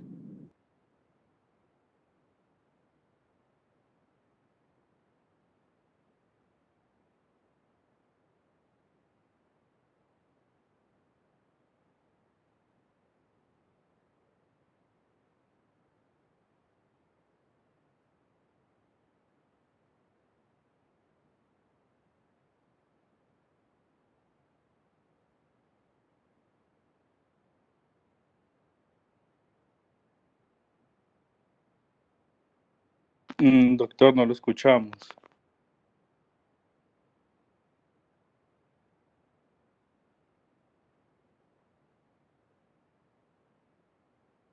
Organización Mundial de la Salud hacer esa situación ha ido calando en los gobiernos y en este momento se está exigiendo, esto ya ahora se exige por ley, que los animales solo se les dé el tratamiento que requieran cuando lo requieran. Pero vuelvo e insisto, la ley está y eso quedaría casi como a lo que usted como empresario debería hacer. Pero el gobierno no tiene la capacidad de estar revisando todas las empresas, todos los animales, a ver si utilizan antibióticos o no. Entonces, digamos que ahí también hay una responsabilidad desde el empresario. Pero sí, ya las normas están, ya los lineamientos se tienen, ya es que las personas lo empiecen a hacer. Aún así, eso va a disminuir mucho el problema de resistencia probablemente, pero pues las bacterias siempre van a tener la capacidad de resistencia. Lo que pasa es que necesitamos tiempo para que vayan apareciendo nuevos antibióticos. Y por eso es que el antibiograma es tan importante, porque el antibiograma les va a decir a ustedes cuál es el antibiótico que le va a servir al tratamiento del paciente, uno, pues para el bien del paciente, y dos, para que usted pueda elegir, de acuerdo con la infección, los antibióticos que sean más sencillos, los antibióticos que sean menos fuertes, de acuerdo con la infección. Me explico. Si usted tiene una infección urinaria de primera vez de una mujer joven, pues no le vaya a mandar una cefalotina o una cefalexina, que es una cefalosporina de temporada de segunda o tercera, pues le puede mandar una amoxicilina con ácido clavulánico. Pero si usted tiene una persona, una viejita, no, una abuelita de 80 años, pues no le va a mandar la amoxicilina porque esa sí se le puede complicar. Entonces, es eso, ustedes tienen que tener el conocimiento de la resistencia, que yo les decía, hay que leer los estudios epidemiológicos, los tenemos que hacer en el departamento porque no hay, y además tienen que tener el criterio de saber qué le van a dar de acuerdo con las condiciones clínicas del paciente.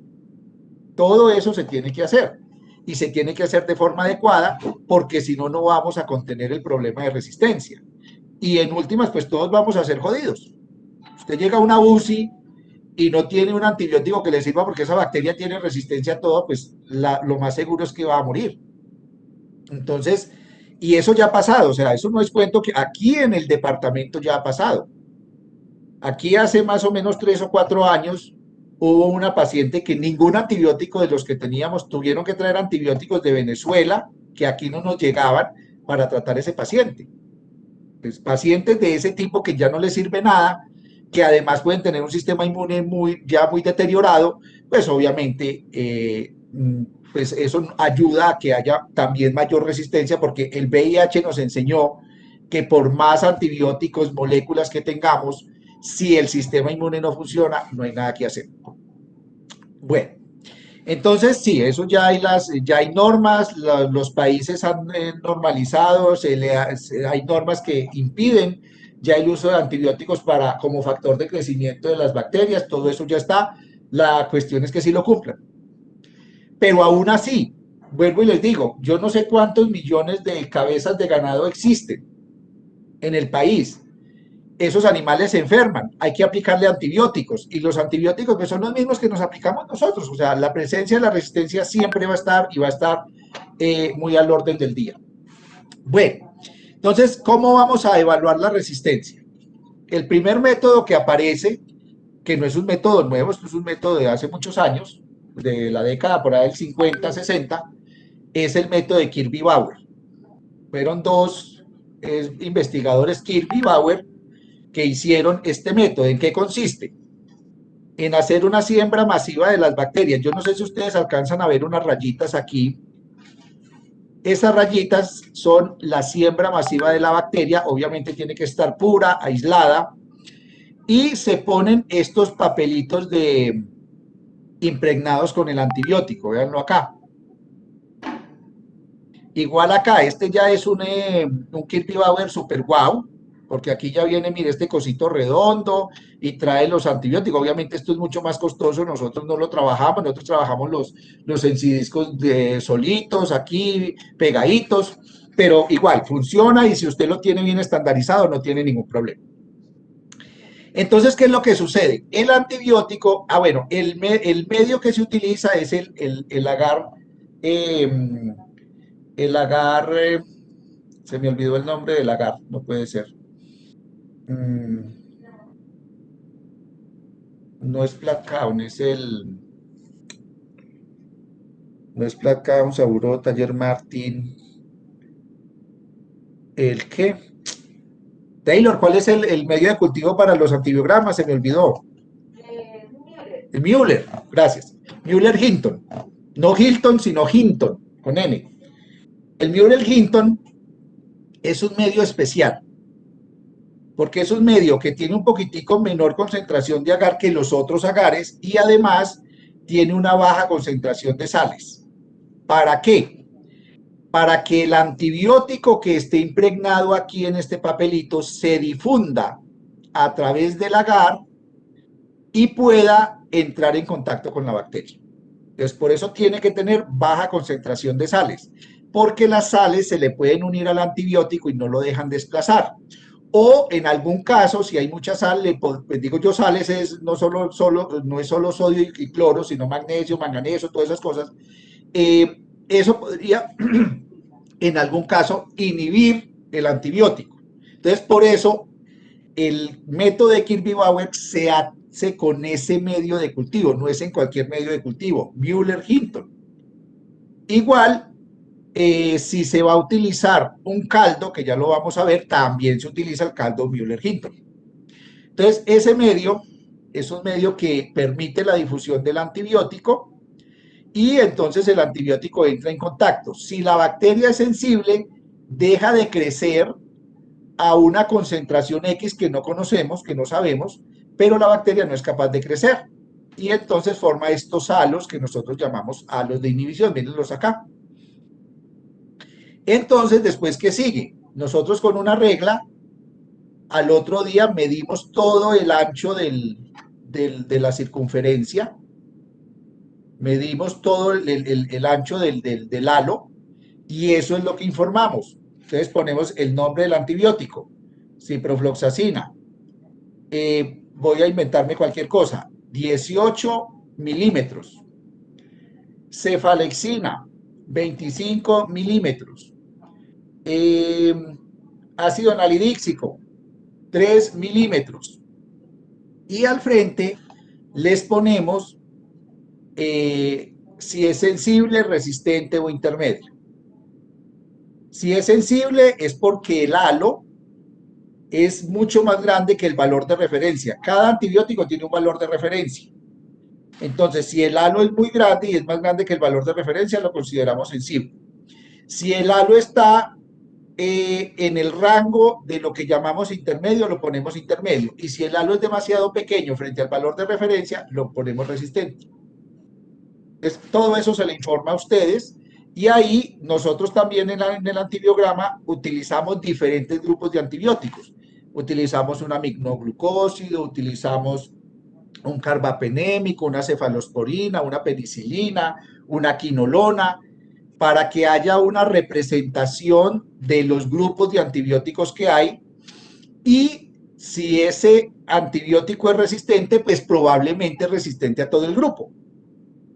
Entonces, de esa manera ustedes saben qué antibiótico es el sensible y qué antibiótico es el resistente y pueden saber cuál sería el antibiótico que más probablemente le va a servir. Además de eso, ¿ustedes qué tienen que saber? Ustedes tienen que saber como médicos, que eso no se lo decimos nosotros, los bacteriólogos, ustedes tienen que saber cuál es la vía de administración. Por ejemplo, si estamos pensando en una meningitis, usted tiene que saber si ese antibiótico pasa o no barrera hematoencefálica. Eso no lo sabe el laboratorio. Yo le informo todos los grupos de antibióticos.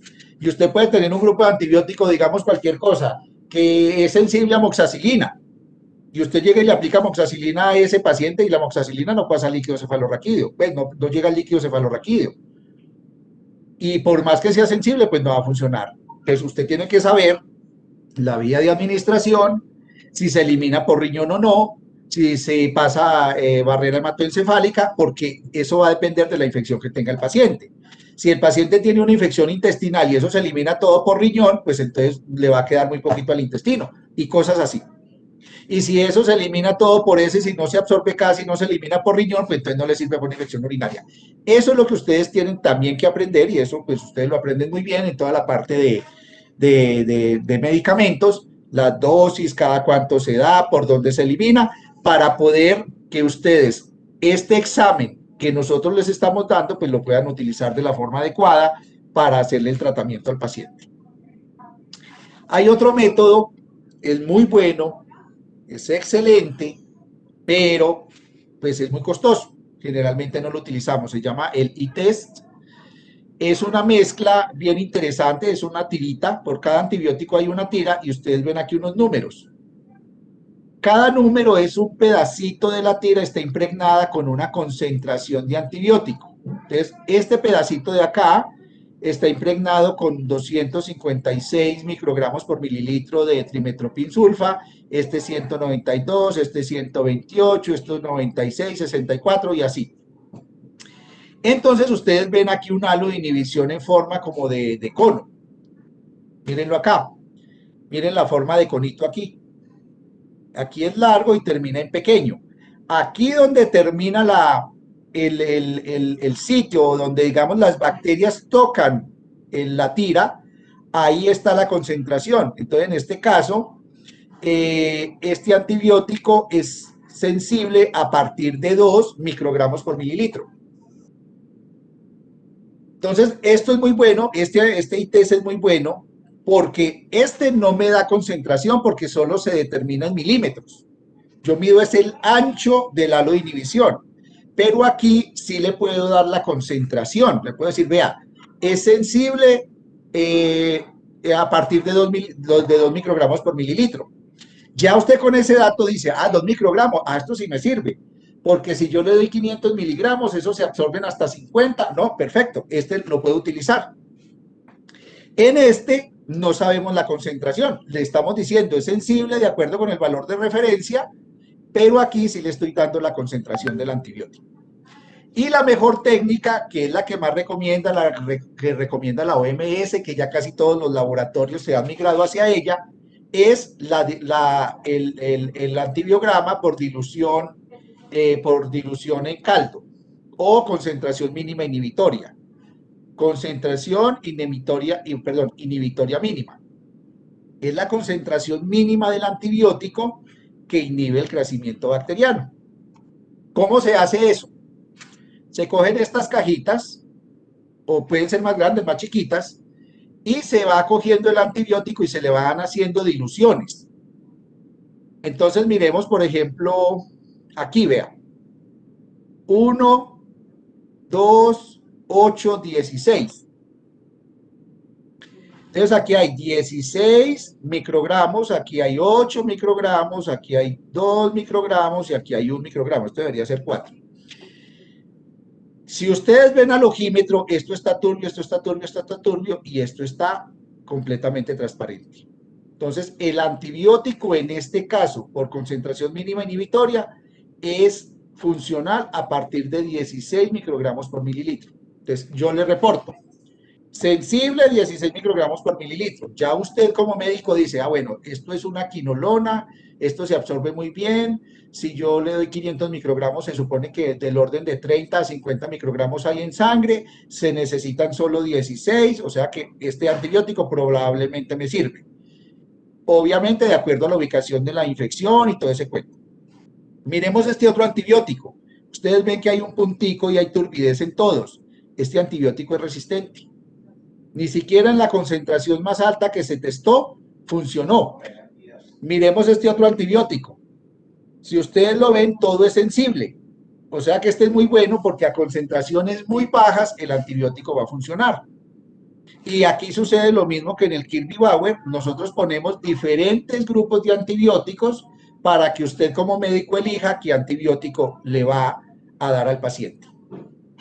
Hay una cosa importante, jóvenes, que eso lo tienen que ir leyendo, y es que las bacterias pueden generar algo que se llama la resistencia natural al antibiótico. Hay antibióticos que no se le pueden aplicar a bacterias porque ya se saben que no les funciona. Así en el antibiograma les dé sensible o les dé sensible. Por ejemplo, la pseudomona. A una pseudomona no se le pone ninguna penicilina. Así de sensible. Porque la pseudomona tiene unas porinas muy pequeñas y no permiten que entren moléculas grandes. A la pseudomona generalmente se le trata como cefalosporinas de cuarta, carbapenémicos o monobactámicos. Entonces, eso también lo tienen que ir aprendiendo y por eso es que la parte de infectología casi nadie la quiere coger porque hay que aprender mucha cosa, pero yo sí los llamo a que se vuelvan infectólogos. Necesitamos infectólogos. No hay casi infectólogos. Necesitamos quien nos maneje bien la resistencia de los antibióticos en los hospitales. Bueno, entonces miremos aquí, por ejemplo, este ejemplo. Entonces, aquí hay diferentes tipos de antibióticos y aquí hay diferentes valores de referencia para saber si son sensibles, intermedios o resistentes, y eso lo va uno a comparar aquí. Si aquí decimos, por ejemplo, que la cefalexina me dio 16, pero resulta que es sensible menor de 16, entonces a mí me toca ponerlo resistente, lo pongo sensible porque 16 me dio sensible. Pero miremos, por ejemplo, este, que da por aquí como hasta 2. Entonces, por ejemplo, este es sensible menor de 2, pero resulta que a esto le creció hasta 2. Entonces yo ya no lo pongo sensible, sino que lo pongo o intermedio o lo pongo resistente.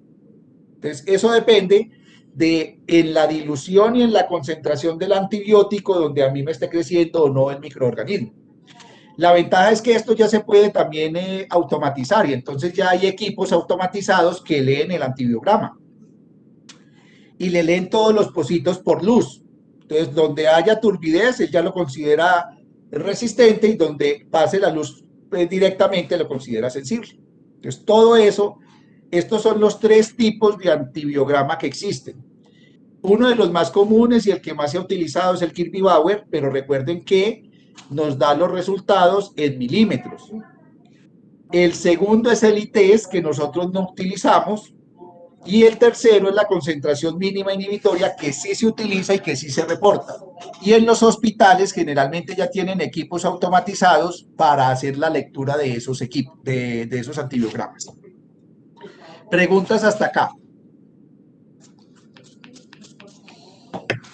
Doctor, ¿cuál es la que usted había dicho que no se puede tratar con penicilina, sino con cefalosporina de cuarta, carbapenémicos o monobactámicos?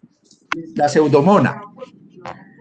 La pseudomona la tienen que leer, el Acinetobacter también pegues en una leidita, porque las pseudomonas tienen una resistencia natural a varios antibióticos y el Acinetobacter, pues por desgracia se está volviendo muy resistente a casi todos los antibióticos. Yo les decía la vez pasada, en la clase anterior, que con esos 2 microorganismos hay que tener mucho cuidado, porque pues por un lado tienen mucha resistencia, en algunos casos natural y en otros casos adquirida. Y eso vuelvo y les digo, también depende de la condición del paciente. Las pseudomonas generalmente no, pues digamos que en una persona adulta, joven, que tenga una infección urinaria por pseudomonas, eso es muy raro, pero en nuestros abuelitos sí se puede dar. Y en las personas que están hospitalizadas también. Y en muchos casos El Acinetobacter y la Pseudomonas están como principal microorganismo productor de infecciones intrahospitalarias. Entonces, por eso ustedes también deben conocer en el hospital cuáles son los microorganismos que más circulan, con qué antibióticos están tratando ese tipo de infecciones. O sea, todo eso cuando vayan allá al Olimpo y estén haciendo las prácticas, por favor, pregúntenlo. Y cuando ustedes lleguen a un hospital nuevo, tienen que preguntar todo eso. Porque usted tiene que saber qué antibióticos se han suprimido en un hospital, porque así es. O sea, ahí hay una, eso se llama como un comité de infecciones, y ese comité de infecciones está tomando decisiones y decir, mire, para este tipo de microorganismos no vamos a volver a utilizar este antibiótico. Eso lo tienen ustedes que tener muy presente, porque pues eso ya va a depender de cada ambiente hospitalario para saber si hay antibióticos que ya se están evitando dar para tratar de que esas bacterias se vayan eliminando y se van utilizando antibióticos nuevos. En muchos casos, por el problema de resistencia que tenemos, se están introduciendo antibióticos que no se utilizaban hace 20 años, porque eso también se ha visto. En la medida que usted deja y suprime un antibiótico mucho tiempo, la bacteria elimina esa resistencia porque tiene que defenderse de las otras y después se vuelven a utilizar. Entonces, eso también se está haciendo porque ya no tenemos muchos antibióticos para trabajar. Y lo otro muy importante es aprender muy bien y hablar muy bien con sus grandes senseyes. Si tienen infectólogo, hablen con él, que les va a explicar muy bien, les va a enseñar muy bien, sáquenle el mayor jugo posible, porque hay que saber manejar las infecciones de acuerdo al sitio donde están, qué antibióticos se debe dar, las dosis que se deben dar, si el paciente está complicado o no. Por ejemplo, los pacientes, nuestros abuelitos que ya tienen falla renal. Todo eso, por eso es que la gente se tiene que especializar en infectología. Bueno, entonces quedaron claros cómo se identifica o cómo se determina o cómo se les informa el Kirby-Bauer y cómo se les informa la concentración mínima inhibitoria, ¿cierto? Doctor. Sí, señor.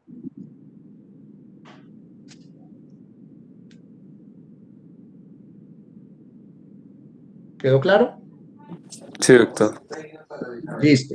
Bueno, entonces vamos a hablar un poquitico. A mí siempre me han preocupado mucho estas beta-lactamasas. Me voy a devolver aquí un poquito. Les dije a ustedes que los primeros antibióticos que se descubrieron fueron las penicilinas. Las penicilinas, vuelvo y les digo, es una historia muy linda, porque la penicilina ya no sirve para nada. Antes servía para la blenorragia, pero ya pues ni para eso funciona. Ya la penicilina quedó como un monumento al inicio de los tratamientos de antibióticos, pero penicilina como tal, pues ya casi no se utiliza. Y eso se debió a que las bacterias empezaron a generar unas enzimas que se llaman las beta-lactamasas. Las beta-lactamasas es una enzima que daña el anillo beta-lactámico. Y este es el anillo beta-lactámico. Vean, este cuadrito. Este es el anillo beta-lactámico que le da origen a las penicilinas, que fue la penicilina lo primero que se aisló del hongo Motatum, pero a partir de aquí se empezaron a generar todas estas moléculas por síntesis química o semiquímica, o sea, las penicilinas, las cefalosporinas, los monobactámicos, los carbapenémicos, la cicloserina y la vancomicina y la bacitracina, todos tienen dentro de ellas el famoso anillo beta-lactámico. Lo que pasa es que fueron modificando ese anillo para poder, digamos, ir haciendo el otro grupo de antibióticos. Y dentro de las cefalosporinas, recuerden que hay cefalosporinas de primera, segunda, tercera, cuarta y quinta generación. Entonces, las beta-lactamasas lo que hacen es coger este anillito y romperle un enlace. Y si rompen ese enlace, pues ya no funciona. Entonces, inicialmente, pues habían unas beta-lactamasas que dañaban este anillito solo de las penicilinas. Pero con el tiempo, las bacterias se especializaron y empezaron a formar anillos beta-lactámicos que iban inhibiendo el anillo beta, anillo de la penicilina en los diferentes tipos de antibióticos. Entonces, vean, aquí está el anillo beta-lactámico, esto sería la penicilina. De aquí aparecieron las cefalosporinas. Miren que es el mismo anillo, aquí está el anillo, aquí está el anillo, aquí están los carbapenémicos y aquí están los monobactámicos. Los monobactámicos son los más chiquiticos y son muy importantes para el tratamiento de Pseudomonas, por ser los más chiquiticos y pueden entrar todavía por el anillo, por las porinas de la Pseudomonas. Entonces, hay cefalosporinas de amplio espectro. Y esas cefalosporinas de amplio espectro, de espectro extendido, tienen la capacidad de dañar el anillo beta-lactámico de todos estos antibióticos. Entonces, por eso, identificar las beta-lactamasas son importantes. Si se está haciendo el antibiograma, generalmente, digamos, por un equipo, el equipo de una vez le saca la alarma y le dice, esta bacteria tiene beta-lactamasas. Y eso es un informe muy importante para ustedes, porque si usted sabe que esa bacteria tiene una beta-lactamasa de espectro extendido, ya sabe que no puede dar ningún grupo de estos antibióticos. Ni cefalosporinas, monobactámicos, carbapenémicos, penicilina, nada de esto le puede dar al paciente porque tiene una alta probabilidad de que le dé resistencia. Una pregunta. Bueno, sí, señor. Para eso no es el ácido clavulánico. El ácido clavulánico y el ácido clavulánico y el amoxicilina más ácido clavulánico más hay otro, amoxicilina y ampicilina sulbactam. El sulbactam y el ácido clavulánico son inhibidores de beta-lactamasas, pero como son diferentes las enzimas, ellas inhiben estas beta-lactamasas iniciales, las que dañan las penicilinas, no las beta-lactamasas de espectro extendido. Entonces, por eso, cuando ustedes dan amoxicilina más ácido clavulánico, la amoxicilina y la ampicilina son penicilinas sintéticas. O sea que tienen este anillo beta-lactámico, tiene este anillo beta-lactámico y le hicieron modificaciones en estos grupos y son los que todavía se utilizan, la ampicilina la ampicilina y la amoxicilina. Pero para que sean más efectivas, les adicionan el ácido clavulánico para que inhiban este tipo de beta-lactamasas, pero esa no inhibe las beta-lactamasas de espectro extendido. Entonces, ahí es donde está, digamos, el problema. Las beta-lactamasas, yo no me voy a meter muy en profundo, pues porque simplemente para que sepan que hay un grupo grandísimo de beta-lactamasas, hay unas que son metaloproteinasas y hay otras que no, y así están clasificadas en A, B, C, D, E, bueno, etcétera, etcétera, etcétera, y las han clasificado en grupos. Las AMC fueron las primeras que aparecieron, después aparecieron las TEM y las SHB, después aparecieron las OXA, y ahora último apareció el grupo 3, que es una metaloproteasa que inhibe imipenémicos y carbapenémicos y monobactámicos. Entonces, por eso les decía que a pesar de que es una misma enzima, esa enzima ha generado mutaciones y generalmente las que tienen inhibidores pueden actuar sobre estas, pero no actúan ni sobre esta, ni sobre esta, ni sobre esta. Entonces, por eso es que la cosa se nos complicó. Y por eso es importante que ustedes sepan qué tipo de antibiogramas le están informando, porque los antibiogramas que son de equipos, pues de una vez salen con la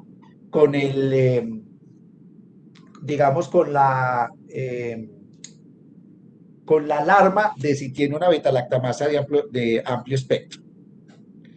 Bueno, este dibujito me gusta mucho, simplemente para que se den cuenta cómo en tan corto tiempo apareció la resistencia de los antibióticos. Hacia 1940, digamos que se empezaron a producir la penicilina y ya se encontró la primera beta-lactamasa cromosómica en E. coli. por lo que yo les decía.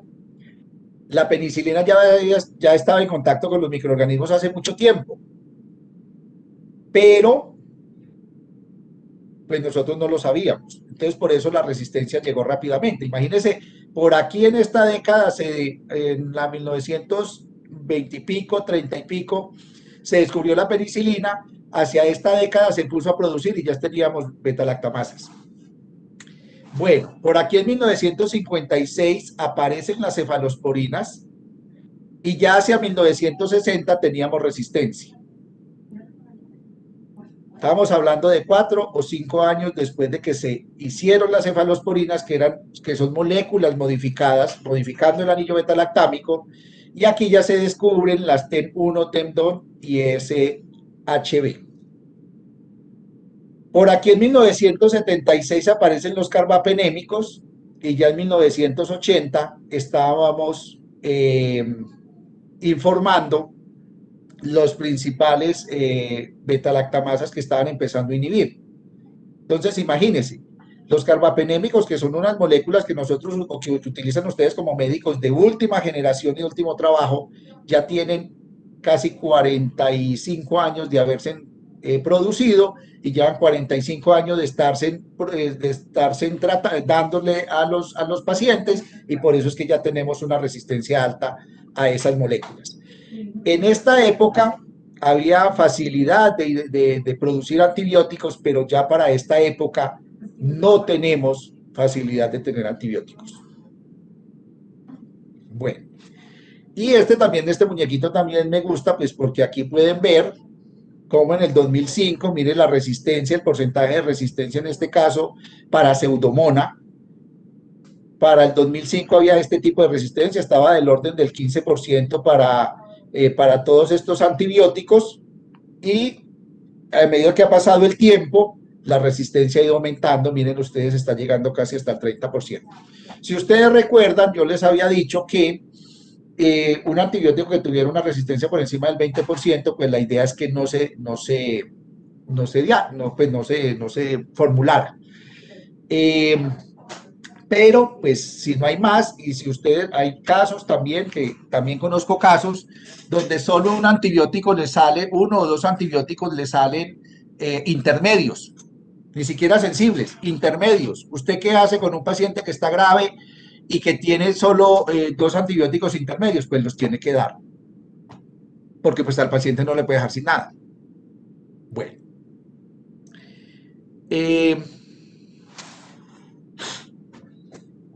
Lo que yo les dije, la OMS pues ha estado muy preocupada por este problema, y pues ha generado diferentes alertas para que por favor trabajemos con los antibióticos, para que tratemos de mirar cómo trabajamos con la resistencia de los antibióticos. Entonces aquí hay una cosa muy importante, la resistencia a los antibióticos carbapenémicos, que habían dicho que se habían producido por ahí en la década del 70, último recurso terapéutico para infecciones potencialmente mortales por Klebsiella pneumoniae. Esta Klebsiella pneumoniae parece una esponja y absorbe resistencia rapidito. Entonces, tenemos un problema grave. Aquí otra cosa que hablaba ahí el video, se ha confirmado el fracaso del tratamiento de la gonorrea en cefalosporinas de tercera generación. La gonorrea era la única, de las poquitas infecciones que se les aplicaba penicilina benzatínica, igual que el estreptococo beta-hemolítico. Por allá en la década del 80 y parte del 90, eso pues no sirve para nada. Vuelvo y les digo, eso ya quedó en la historia, y mire ya cómo vamos. La gonorrea ya es resistencia a cefalosporinas de tercera generación. Entonces el problema de la resistencia es un problema muy grave, y no solo ocurre en las bacterias, ocurre en el VIH, ocurre en la tuberculosis. Obviamente la tuberculosis es una bacteria, en la tuberculosis sí que hay un problema gravísimo. Nosotros hemos tenido aquí bacilos tuberculosos multidrogoresistentes, o sea que todos los medicamentos que se utilizan de primera línea, que son los más fuertes, ya no le sirven. Entonces, y además si el paciente tiene VIH, con más veras. Entonces, pues eso era lo que les quería traer hoy, hablar un poquitico de la resistencia genética, hablar un poquitico de los mecanismos de cómo se identifica la resistencia, de dejarles la preocupación de la resistencia antimicrobiana, de llamarlos a que si es posible hagamos unos estudios epidemiológicos de cómo va la resistencia, por ejemplo, en infecciones de neumonía o, por ejemplo, en infecciones urinarias. Lo que pasa es que a veces acceder a los datos no es fácil, pero eso se tiene que hacer, lo debemos hacer. Ve, a mí se me olvidó aquí una cosita. Pero bueno, eso ya lo habíamos dicho de cómo se puede empezar a inhibir la resistencia, eso también ya lo habíamos dicho. Entonces, no sé si hay dudas, comentarios, preguntas. No, doctor, todo muy claro.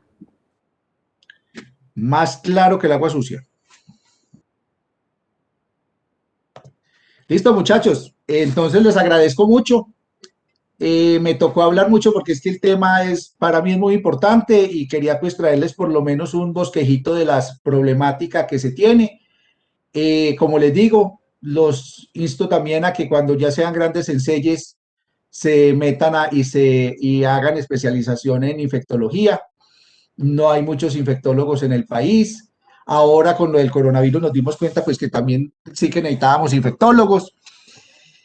Entonces, bueno, hay mucho que hacer. Les agradezco mucho y un feliz día. Gracias, doctor. Doctor, una preguntita. ¿Usted nos podría hacer el favor de pronto subir las diapositivas a aulas virtuales para tener la guía y para estudiarlas? Yo ya les subí las otras. Sí, ¿y estas? ¿Cuándo tenemos examen? El viernes 26. El 26. Bueno, todavía hay 15 días. O sea que entra lo de la clase de la semana entrante. Listo. Bueno, yo se lo subo. Señor. Bueno, pues chao. Buena tarde.